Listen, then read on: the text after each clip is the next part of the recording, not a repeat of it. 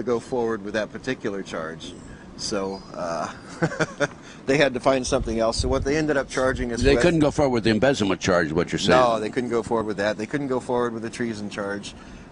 So what they did is they brought in a man, a lieutenant colonel, who... Not Ollie North. No, Ollie North's campaign manager. Oh, really? Bill Lusinger. They gave him complete immunity. Actually, not complete immunity. He came in, he said, Tatum conspired with me to make a false statement. I embezzled some funds, but Tatum told me I could have them.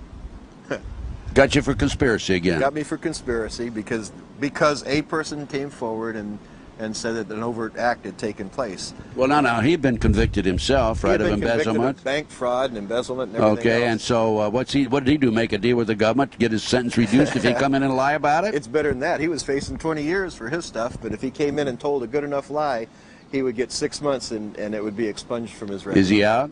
He actually got 6 weeks, yes, and it was expunged from his record. And he didn't have to pay back the 80 grand or whatever it was. So he's a rich man. Oh, yeah. Within reason, that is. Chip, before I want to let's continue now with the problems involving the court and so forth. Anything else you want to mention? They came after Nancy, your wife. By the way, let me mention, folks, there's a separate interview with Nancy Tatum, which goes into detail. And we talk about Nancy's new book, Joining Club Fed. Joining Club Fed. And that's worth checking out and purchasing and reading because that substantiates and corroborates what Chip is telling us here right today. Is there anything else you want to mention about the court proceedings? Well, I think the important thing for everyone to know is the United States federal courts are not your friend. They're not, and the United States federal court officers are definitely not your friends, although they would like to let you think that they're on your side. They want to do everything for you and your family, so work with them on this. They're not going to do that. And that's quite evident even today. We see just recently two men were actually arrested on a big anthrax scare. The courts didn't investigate it. They just got from a non-credible source that something was happening, and they went out and arrested them. This is Larry Wayne Harris and Bill Levitt. That's correct. In Las Vegas, Nevada. And now they're finding out that these microbiologists were actually putting together a vaccine for anthrax. You know, they don't think. And I told the new. By the way, I was personally involved in that case. I had interviewed Larry Harris a day before he was arrested on my local talk TV station program, Ted Gunderson Intelligence Report. And the media talked to me after they were arrested. I said, nothing to it. Believe me, it's going to go away. These men are not terrorists. They're talking about defensive protection, not offense. Go ahead, Chip. Well, and that's right. And the court system as it's set up today is not set up as a tool for justice. It's set up as a tool for retribution. Anyone that they want, they can get. And you're going to spend 2 years in jail until you get to appellate level where you have a little bit of a chance for justice to be heard, but never at the district level.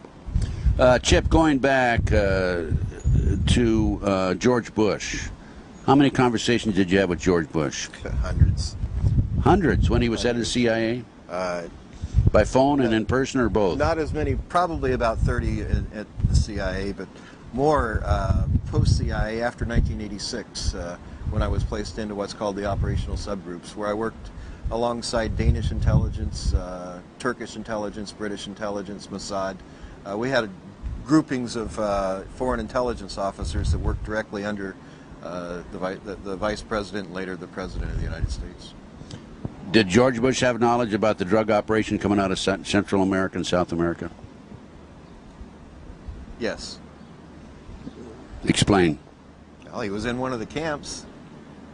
He produced the cocaine. Yeah, but did he know about it? He was standing at a press. George was also, in addition to Ollie. George Bush was standing right at a cocaine press. And did he have a picture of that? In a place called Roos. I have a picture of something. Okay, we won't go into that. So George Bush was aware of it too. Ollie North was aware of it. How about Clinton? Bush was absolutely aware of it, and I can say that because on the 24th of March 1985, William Barr, who would later become Attorney General. Attorney General, know him well, know of him well. William Barr actually called Vice President Bush via SATCOM and talked to him about the loss of over $100 million in assets of the enterprise. And we all know the enterprise today as being the company that, or the operation that Ollie North set up. $100 million? And who got their grubby hands on that? It was decided that there were three entities involved, not one particular person, but Noriega had involvement, that Barry Seal had involvement, and that the governor of Arkansas, who was involved in it at the time, Bill Clinton, had involvement in it. And of the three, Seal has been murdered.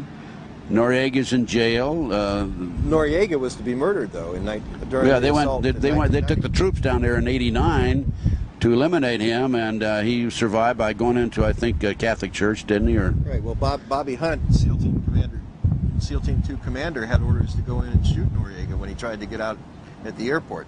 He never showed up there because we told him ahead of time. The CIA told him he's a friend of the CIA. He was an enemy of Bush. That's nothing more than a business deal gone bad. We let him know ahead of time that there was a contingency coming in to assassinate him, needed to get to a safe house. So he chose that particular church as a safe house. the Catholic Church. Catholic Church got cameras out there so that he was safe. And now the only one that's left is Bill Clinton. And did Bill Clinton take the $200 million, $100 million, whatever it was? He got a large portion of it, very large portion of it. However, I'm going to tell you now, Bush is a very vindictive man. I don't think that Clinton's out of the water with it. I think he's still in some hot water, and that could be a lot of the pressure that he's seeing today. It may be a little bit of a vendetta to get even.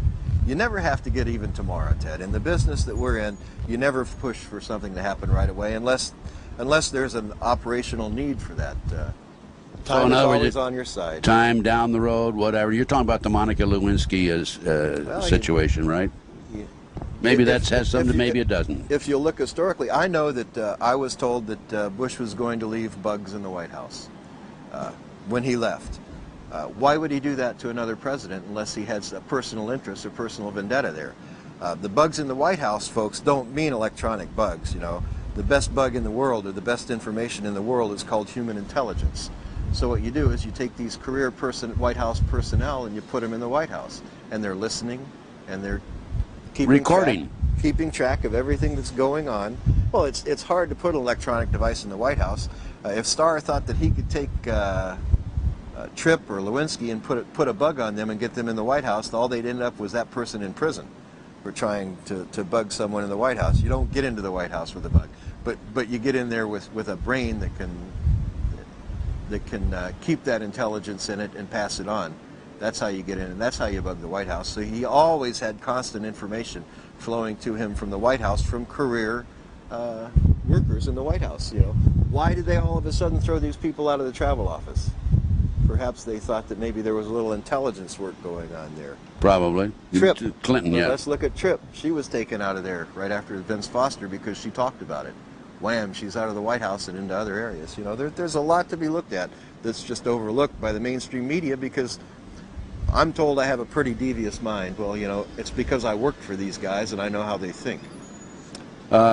Chip, as far as Ollie North is concerned, you told me in one of the radio interviews I had with you that you had some recordings, audio recordings of a conversation in the back of an airplane. Was that with Ollie North or somebody else? No, that was with Mike Harari and a man named Raymond Buddy Young. That was actually presented at our SEPA briefing in Tampa, Florida to Judge Adams. The recording was presented. We have transcripts of that, and we've actually put them in the Tatum Chronicles. So now, when you say SEPA, you're talking about your hearing before the judge where you discuss classified information, right? Right. During the course, as we were leading up to the trial, there are certain filings that have to be done prior to a trial and hearings. And in April of 1996, just before the trial, the U.S. Attorney's Office gained information that perhaps I would attempt to disclose classified information from my previous work. So they filed a motion with the courts that required me to file a briefing, an actual brief, outlining any classified information that I would attempt to use in my defense. And then the judge rules on whether or not you can use it. Then the judge rules on it. He had the decision that the judge has to make under the SEPA requirements is, first of all, is it classified in any way? Second, does it involve national security after being presented with that material, and it has to be done in declaration, under oath. The materials were provided to them. And let me tell you something. If anything I said in there was false, I would have been charged with perjury. There was never a perjury charge. The issues that were given to him were investigated.